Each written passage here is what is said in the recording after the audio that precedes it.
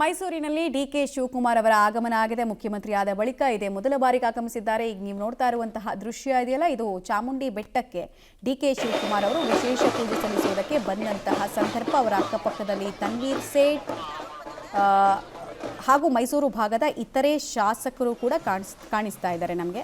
ಇನ್ನು CM DK Shivakumar ಒಂದು ಒಳ್ಳೆ ಮೆಸೇಜನ್ನು ಕೂಡ ಕೊಟ್ಟರು, ಒಂದು ಸ್ಟ್ರಾಂಗ್ ಮೆಸೇಜು. ಅದೇನೆಂದರೆ ಮಾಜಿ ಮುಖ್ಯಮಂತ್ರಿ ಪುತ್ರರನ್ನೇ ಪಕ್ಕದಲ್ಲಿ ಇರಿಸ್ಕೊಂಡು ಯತೀಂದ್ರ ಸಿದ್ದರಾಮಯ್ಯವರು ಒಂದು ಸಂದೇಶವನ್ನು ಕೊಟ್ಟರು.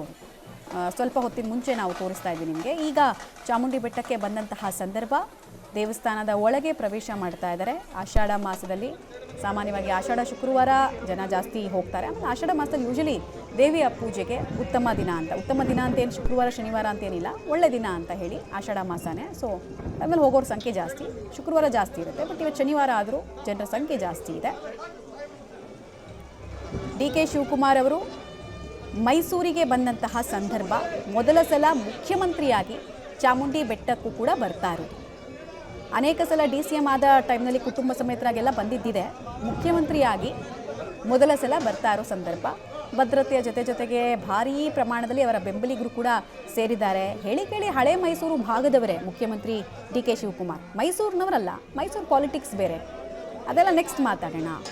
ಈಗ ಸದ್ಯಕ್ಕೆ ನೀವು ನೋಡ್ತಾ ಇರುವಂತಹ ದೃಶ್ಯ, ಚಾಮುಂಡಿ ಬೆಟ್ಟದಲ್ಲಿ ವಿಶೇಷ ಪೂಜೆಯಲ್ಲಿ ಪಾಲ್ಗೊಳ್ಳೋದಕ್ಕೆ ಅಂತ ಡಿಕೆ ಶಿವಕುಮಾರ್ ಅವರು ಬಂದಂತಹ ಸಂದರ್ಭ. ಅವರಿಗೆ ಮೈಸೂರು ಭಾಗದ ಶಾಸಕರುಗಳು ಕೂಡ, ಕಾಂಗ್ರೆಸ್ನ ಶಾಸಕರುಗಳು ಕೂಡ ಸಾಥ್ ಕೊಟ್ಟಿದ್ದಾರೆ.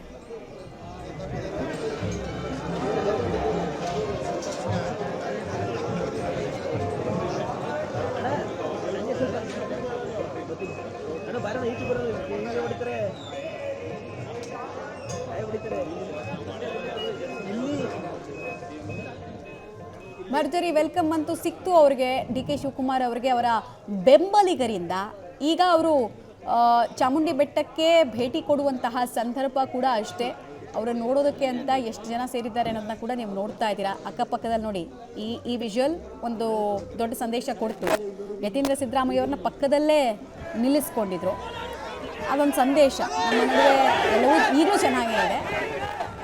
ಇಲ್ಲೇನು ನಾನು ಹೆಚ್ಚು ಇವರನ್ನು ಬಿಟ್ಟು ಪಾಲಿಟಿಕ್ಸ್ ಮಾಡಲ್ಲ ಅನ್ನೋ ಸಂದೇಶವನ್ನು ಕೂಡ ಕೊಟ್ಟರು ಈ ವಿಜುವಲ್ ಮೂಲಕ. ತನ್ವೀರ್ ಸೇಠ್ ಮುಸ್ಲಿಂ ಸಮುದಾಯದ ಸೀನಿಯರ್ ಮೋಸ್ಟ್ ಲೀಡರ್, ಶಾಸಕರ ಪೈಕಿ ತುಂಬಾ ಸೀನಿಯರ್ ಮೋಸ್ಟ್ ತನ್ವೀರ್ ಸೇಠ್.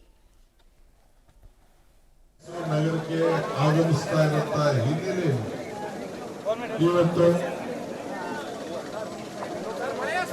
ಈ ಮೈಸೂರು ನಗರಕ್ಕೆ ಆಗಮಿಸ್ತಾ ಹಿನ್ನೆಲೆಯಲ್ಲಿ ಕೆಲವು ಸೆಕ್ಯೂರಿಟಿ ಕಾರಣದಿಂದ ಬೇಡ ಅಂತ ಹೇಳಿ ಪೊಲೀಸ್ ಅಧಿಕಾರಿಗಳು ಸೂಚನೆ ಕೊಟ್ಟಿದ ಮೇಲೆ ನಾವು ಇನ್ನೊಂದು ದಿನ ಆ ಕಾರ್ಯಕ್ರಮವನ್ನು ಮಾಡೋಣ ಅಂತ ಹೇಳಿ ಇವತ್ತು ತೀರ್ಮಾನವನ್ನ ಸಿದ್ದರಾಮಯ್ಯವರು ಮಾಡಿದ್ದಾರೆ.